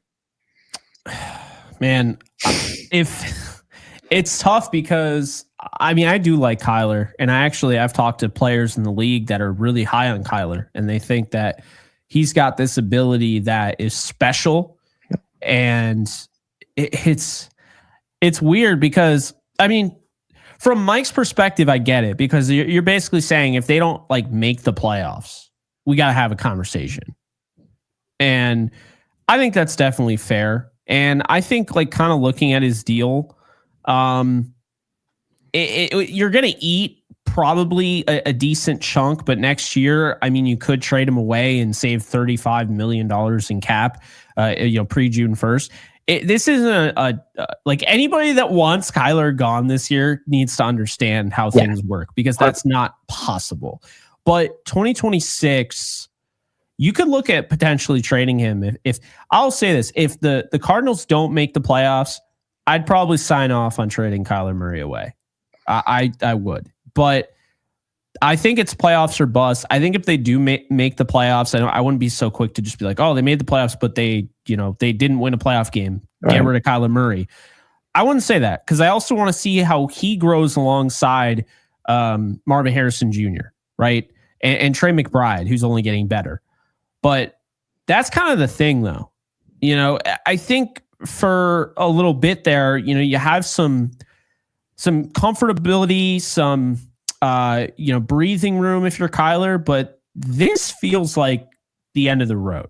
There's a fork here, right? You're either going to this side, which is the playoffs and, maintaining your time as the Cardinals quarterback, or you're going this way and it's going to be a divorce. But I don't see any other way at that point. I think you are hitting that fork in the road when you say playoffs or bust. And, maybe you want, a playoff win or a playoff, 2 playoff wins. That's great and all. But to me, if they don't get to the playoffs with Kyler, I definitely, I would agree. I would actually, I would sign off on that. Okay. Jesse, what's that? It is tough, because it all comes down to do I think the team is even playoff worthy? And we'll know after the offseason. I thought they were, a 6-win team last year is what I predicted. They obviously won more than that. They exceeded expectations. But if I come into it and think hey, this is a 9-8 team and they're still not a playoff team, and then they end up 9-8, maybe not. But it also comes down to how does he play? That's the thing with Kyler. It's he had a major blunder in the playoffs, and he's done this thing where he starts out hot, not just the team, but he starts out hot and then he kind of nosedives. If he continues to do that, it's at some point you're just not the guy. I think that he meets all the standards other than height, I guess, as far as what you would want, though. Physically, there's not a throw he can't make. He's one of the most dynamic runners in the league. He brings so much to the table, but something seems to be missing from the mental side or something. So I'm not like sold on Kyler, but this is it does feel like a make or break year. And if the money matches up and they're not going anywhere anyways, and you can get something for them, I think maybe it would probably be time to move on. But I would like to see how the season plays out before I fully say yay or nay on Kyler Murray. But it does seem like it's trending in that direction. It does. Fair. Brandon, what's a tiebreaker we can break for your fan base? Eugene Tiberius Smith. Where it stands right now, of course, is that he's the next step for the contract. There's a little bit of not certainty about what you're looking at actually spending for him. Last time the Hawks were able to really sign him on a very team-friendly contract on that extension. And he's probably going to want a little bit more money. But do you want to sign this quarterback at his age? Is the team in the right place to be signing this guy? I think that you look at a team like the Rams and signing Stafford to the deal he's signing makes a lot of sense. Rams have been to the playoffs the past 2 years. Rams have been able to make some noise. Rams came very close to the Eagles. You can look at yourself and say, hey, we should be in a position to go for it here. My Seahawks team has not been in the playoffs the past couple of years. The previous year than that we got in the playoffs, your 49ers spanked us. So we are kind of sitting there going, okay, we're spending this extension now for a team that's not quite doing that. We think they're going to get there, but they haven't gotten there. So do you really want to spend that money? And that's that is the hot argument above all that stand there, and it's been there all season long, and it's going to go throughout the offseason if he signs the extension. Ooh. And by the way, my opinion on it, by the way, was not that my whole thing was is that you sign this if you're going to be a contender. And if the team's going to go in an offseason and do what they've done typically, then I wouldn't do it. Now, if they're going to be willing to get aggressive and really go high octane, then my tone might change on this. But it all is a little bit dependent on what their approach is going to be on that for my answer with Geno. What about Geno to the Raiders and Aaron Rodgers to the Seahawks, huh? Rodgers. We've thrown the Rodgers thing into every team. I'm with it. Hey, yeah. I'm completely with it again because I'm not a fan of spending this amount of money on quarterbacks unless you're getting the returns. Your team's in the position to take advantage. And if you're not certain about it, or they're a little wavering, or there's a little bit of or you got to be imaginative to get there, then kind of the answer to me is a bit of more of a no. It should be a no-brainer about it. It's like getting married. You got a question in your mind, you probably shouldn't get married. So that's kind of where I at least stand on it. Jake, what would you do here? I mean, I'd probably trade Geno if I'm being honest with you. I don't think the timeline even makes sense. I would trade him to the Giants. I mean, you look. I know it's very. I would say it's very chaotic. I think it's a mismanaged thing, but let's just call it like it is. Brian Dable and Joe Shane are just trying to protect their jobs. They want to win. And they know because, the Maras up top are expecting W's. They're like, all right, well, we just paid Brian Burns and we got Kayvon Thibodeau and we got, Dexter Lawrence. And we just added this absolute lightning in a bottle in Malik Neighbors. Let's go get him an actual quarterback that can get him the ball. And I think Geno can do that. And he's been with the Giants before, so it's not anything new. But I just think for Seattle, I don't know what you would get for Geno. I will say his contract is a lot easier to move than some other contracts out there at quarterback. They'd be eating $13.5 million. And then they'd have $31 million in cap savings. Right now, this team is about $16 million effective cap, probably around $12 million in cap. So they're going to probably have to do something like that. I know DK Metcalf has been the rumored. Let me make this very clear. I have no doubt Seattle is going to keep Geno, but I'm saying from my perspective, I would trade him. And I would trade him to the Giants because I know the Giants, they were desperate after Stafford. They're desperate after Rodgers. What if Rodgers retires? Or if Rodgers goes to the Raiders? This team, Joe Shane and Brian Dable do not care how loud they're making it, that they're clearly just trying to keep their jobs. I mean, I think the Giants should just go all in on Cam Ward, personally. And I think that they should not go after a veteran quarterback. But I believe they're going to, and I'm sure they'll call about Geno Smith because I think the fit is there. It's just, I don't think the Seahawks are going to trade him. I think it would make a lot of sense, though. Seahawks trade him. You're probably not getting the third pick, but maybe you try doing some sort of pick swap, maybe even offer Metcalf and you try to build this thing. But that's how I see it, is that I don't think the Giants are ahead of the Seahawks. Let me make that very clear. I don't. But I think the Giants' top guys, they want to be there. They're willing to be desperate enough to make a move like this. And I think Seattle has kind of this new, I don't know, this kind of newfound thing with McDonald. I'm sure McDonald's looking at like, we won 10 games last year. Easily could have been in the playoffs. And if I'm going to get, production out of a coach with, a cost-effective roster, and maybe just this is a roster where you sign Jacoby Brissett or a Jameis Winston and you draft a quarterback, like I honestly think McDonald could squeeze out 10 wins with that. I'm not saying Geno isn't worth that, because I'm like, that's not what I'm saying. But I think if you could, make this thing a little cheaper, get rid of Geno now because he's 35. You go out and you make your roster more cost effective. It sets you up for more sustained success, in my opinion. Mike, what would you do with Geno?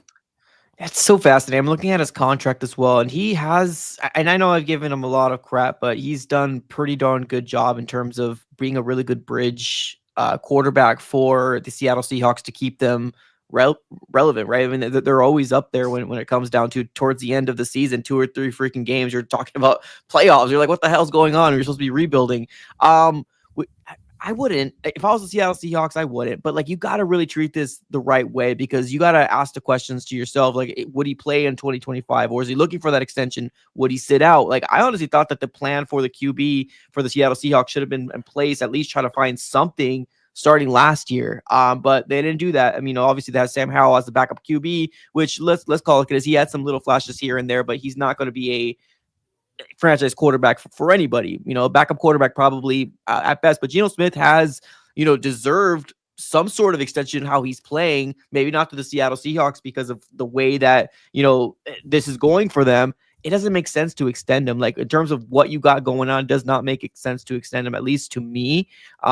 Trading him is an option, but also, I don't know, try to find a way to make him play his freaking contract and then find a way to, set the future. And I know that's asking a lot, because he's going to want to get paid and what he's accomplished with the Seattle Seahawks. But right now, where we're sitting at in March the 4th, no, I will not extend Geno Smith. But I get it on the player side of it all, with you're also having to deal with potentially him sitting out and not even having a QB. So I personally wouldn't do it.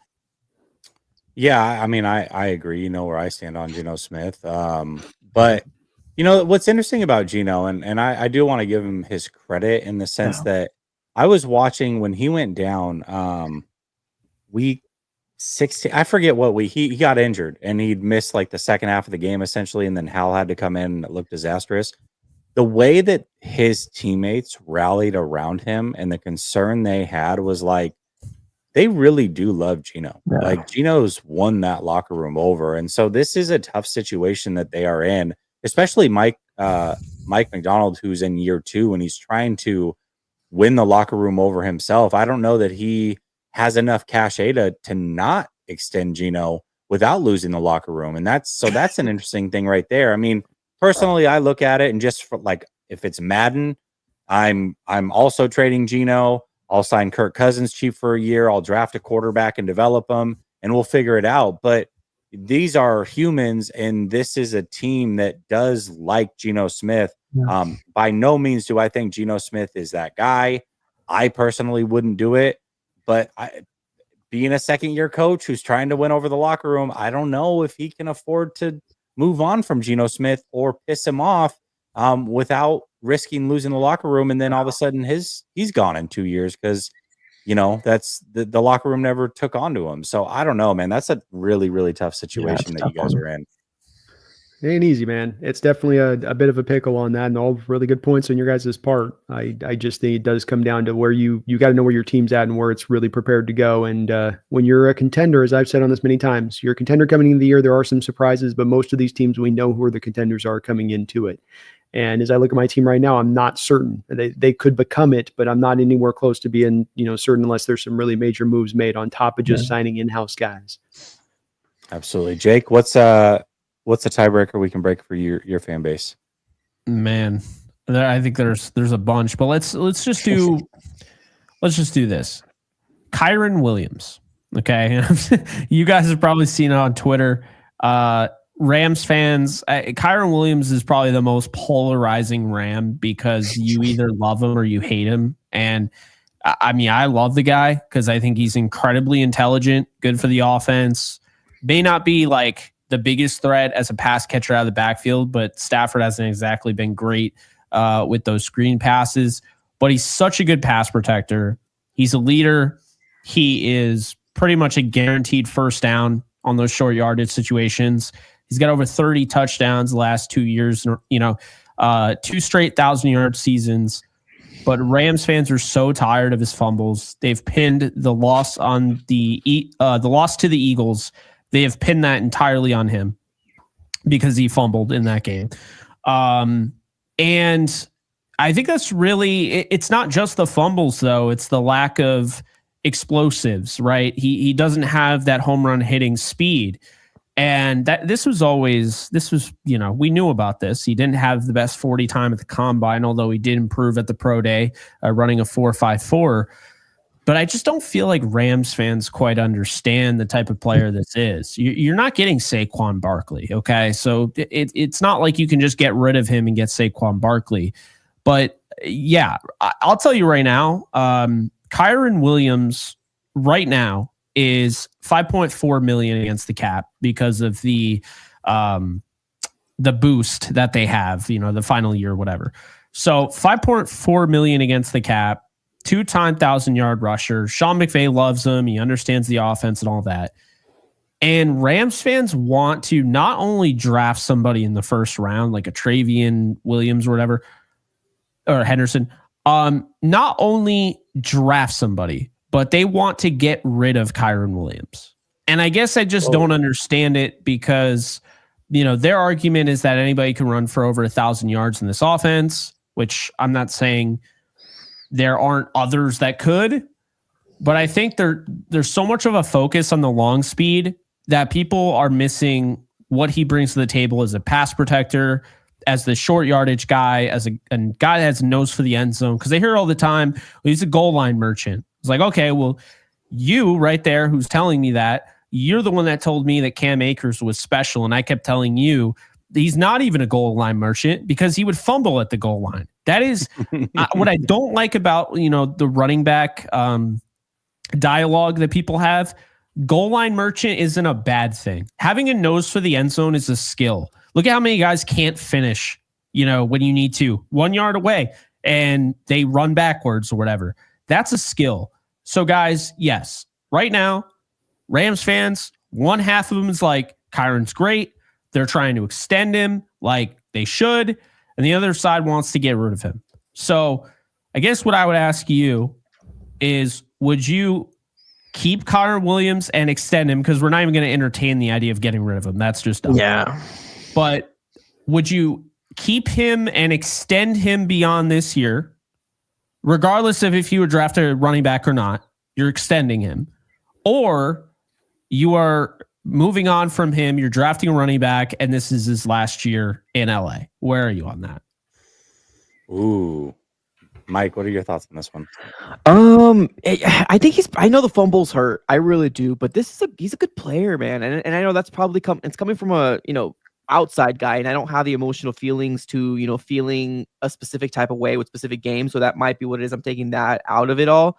But honestly, I think he's proven enough for you to at least give him 2 years, something like that. And if you want to get some sort of game plan, I know you guys got Blake Corum, but it didn't seem like Blake Corum really got a fair shot, or really just was kind of injured here and there. But like, obviously the show is going through Kyren. I think he deserves something. I'm not saying give him a 5-year extension, but like something where he's comfortable with and the Rams are comfortable with. I think you give him another shot. There's no way in heck that if I was a Rams fan, I would say get rid of Kyren. He's got double-digit touchdowns, over 1,000 yards for 2 straight. Yeah, you got to do right by the player, and he's good in the system. I think he's a fantastic player. He's not Saquon, obviously. You don't really have many Saquons, though. There's a reason why he got paid the way he did. I say you roll with them, and if you want to get a contingency plan, this is the year to do it in the draft. Try to find somebody that you can, sit behind him, and go from there. But I think Kyren deserves another chance. Give him, see what he does in 2025 and maybe get some, something with the contracts where you have some sort of out. But I think he deserves a little bit more. What do you think, Brandon? I think that running back position has been an interesting one to track the last couple of years. I've been paying attention to it closely because there's the analytical battle that's going on about, does the offensive line drive it, to Jake's point about it, or is it about the singular talent of the running back that drives it in that production? And we've had a bit of a test run here where we've taken backs in back-to-back drafts in the second round without putting the appropriate offensive line in front of them and seen that, that the analytic nerds are right on this one, that it is the offensive line that drives it. My opinion on this is if you're going to spend money on a running back and you're going to really put this kind of money into them, is that it's got to be somebody that's a difference maker. And if they're not a difference maker, then the analytic guys are right. They're just another guy. As good as they may look, as individualistic and nice as their skill set is, they are just another guy, and you don't pay for that at that point. And in my opinion, that's a little bit of this where you want to try to avoid as a team on this. Yeah, the Saquon Barkley trade is going to sit, or the signing of Saquon is going to sit in a lot of teams' heads, Josh Jacobs, but those are the difference makers, right? Those are the former first-round running backs that were taken that are what I'm talking about. And those are the rare breed, much like the running backs. It's not a dime a dozen. So if you find your guys in that dime a dozen part, don't overextend yourself because you fall in love with just your own guy because you love him. We all can have a tendency, I think, to do that at times. And the one big part that should factor into this above all else is that this upcoming draft class has two positional groups that are as probably good as we've seen in the last at least 10 years and maybe 20 years. And that's the tight end class and that's the running back class. So this is the perfect year to go in there then to go find that replacement at the lower cost, especially as you said to this, Jake, as well. It ain't bargain basement prices here.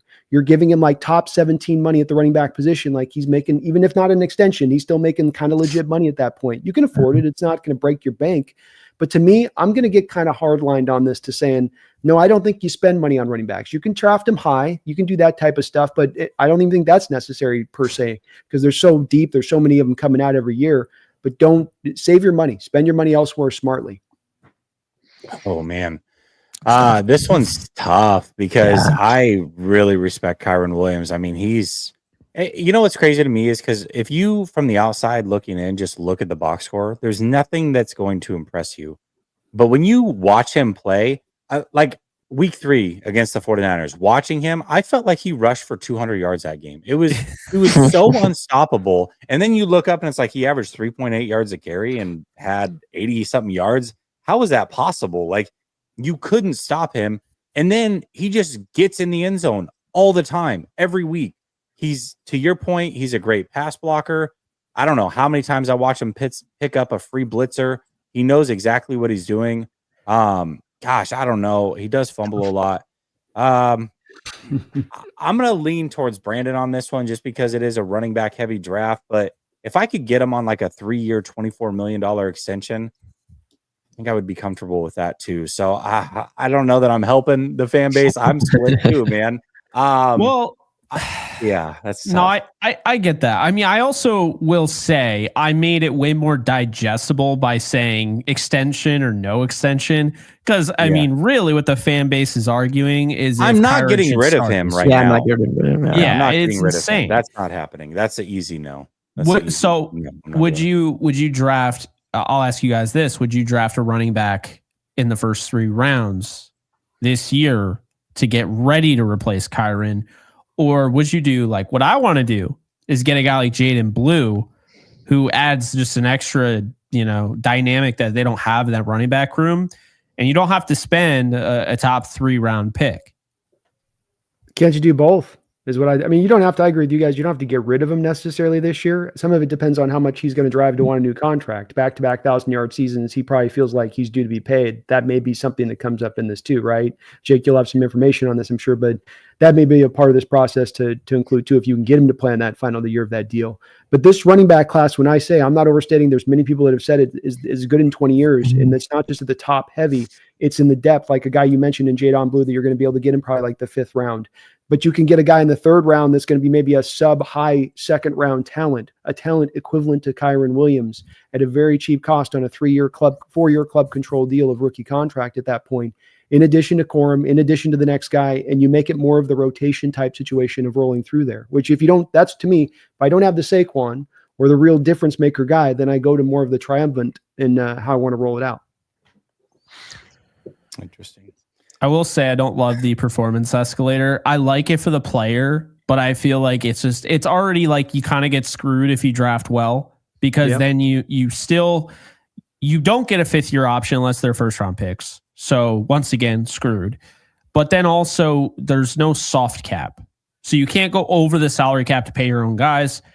And now we're making it so, yeah, like I'm happy for Kyren. He's getting $5.4 million, but this is also a 5th-round running back that now you're paying $5 million to because of the performance escalators. In a way, it's like the law of unintended consequences is like, on one hand, the player, love it for the player, getting more money, rightfully so.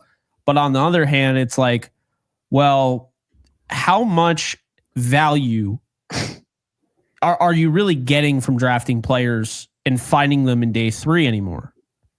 That's kind of like what I'm really starting to see now. Yeah. Because you have these teams that are cutting good players just so they can pay some of the guys that they know they're going to have to pay early. Like if you hit the nail on the head on a 6th-round rookie, now you know in year 3 you're going to have to pay him. Not year 4, year 3. And now if you do that with a bunch of guys, in that draft class, you have to pay all of them year 3. Well, you can't pay everybody. So now some of these guys want to get traded. Some of these guys are going to refuse to play. And so, yeah, it has nothing to do with what we were talking about. Like, I guess it does to a degree. But I mean, like Darion Kedrick, nothing against him. 6th-round talent. He started a bunch of games for them. Hasn't been like amazing. He's been like, solid player. 3.4 million cap number. I mean, this is a 6th-round pick that now goes up to 3.4 because he's started games, and that's the performance accelerator. I don't know. I feel bad being that guy, but it's more so I look at the draft. Like, what's the reward for drafting so well, basically? Yeah. Yeah, and it's not just coming from my team drafts well, your team doesn't, and I feel it's unfair. It's any team. And I guess then the argument always comes back from the people that defend the way the NFL does contracts and stuff. They'll come back and say, well, the best teams can adapt from that. And it's like, that's kind of bullshit, because back in the day, that wasn't the case. Nobody left their team. And if you drafted well, the best teams stayed the best teams because they were rewarded for drafting well. And it's like nowadays, you kind of aren't dead in the water if you don't draft well. Because now it's like these guys are becoming free agents after sometimes they're on the market, like Michael Mayer's on the market after 2 years, I don't know. Even if they're not free agents, they're like this situation with you where they're going into the final year of a contract and the team's kind of like, we got this with Rick Woolen right now. It's like 5, and it's like him at like 2 is a little bit more than him at 5 feels better to us here. And it does. It gets much tougher and tighter. It's interesting. It is interesting. All right, let's round it out with some super chats. Dave says the topic that divides the fan base is hot dog flavor. Nice, Dave. Jeffrey says Christian McCaffrey won't stay healthy for a full year. That's my concern too, but I'll be praying for help. I'm gonna save this one for the end. We'll end it on walking. Jeffrey says Geno is simultaneously a top 10 quarterback and a bottom 10 quarterback a few plays later. This is why it's even a discussion. Huge plays, huge mistakes. Man, he does have some weird moments for sure. Both ways. Nick says, yo, who all interviewed with Scadaboo? There's somebody on Twitter that has a list of every prospect and who they've interviewed with. I don't know who he's interviewed with. Jeffrey says the Niners shot their shot. It's over now. Oh, well. Maybe. Feed Me More Seahawks says exposed B last night. He's a Hawks Nest pimp. My pimp. Gator girls got to wear rubbers. Dexa says, what NFC surprise team makes the playoffs? I'll go Bears. You guys have any surprise teams make the playoffs in the NFC? Cardinals. In the NFC? Nice. NFC period, yeah. Oh, man, I mean, that's tough. Like, I don't. If there's any surprise team, Carolina Panthers. Oh, that's nice. Okay. Right. Would the Buccaneers technically be surprising, or they? Nah. Well, No, they made it last there's not a year, lot of didn't stuff. yeah, no, they they're- made it. I They're feel like been there they're a couple expected years. to make it. Yeah, they're kind This of way. expected. The tough part is there's not really a team this year that's teams in NFC that are really. I mean, the Cardinals might be as good an answer as any on this because there's. I mean, maybe the Bears. They just feel like they got a long Yeah. way to go, and even the Panthers Panther. We'll go with Panthers. It's tough though. I don't like Cowboys. The look like they're division kind of resetting. sucks. Yeah. Yeah. True. All right, on the way out, Dave wants a Christopher He's Walken not worth fan block. He's not worth it. I went to the owner and I said, "Listen, give me the general manager. He's so tiny. Look at him, little tiny hands, little tiny arms. He's frail. You're gonna give $53 million for frailty? No, not me. I trade him. Give me Aaron. I went and did some ayahuasca with him. He's fun. He's really fun." Nice, perfect, on the Love fly. That's great. Listen, thank you everybody for tuning in. NFC West Roundtable link is pinned to the top of the chat. Go subscribe over there. That's where this show normally is housed. However, during the off season, we will be doing this a couple times a month on all of our channels. So stay tuned to that. Thank you guys for doing this on a whim, and everybody in the chat who supported, super chatted, what have you. We appreciate you. Much love. Talk soon. Peace. Go Cardinals.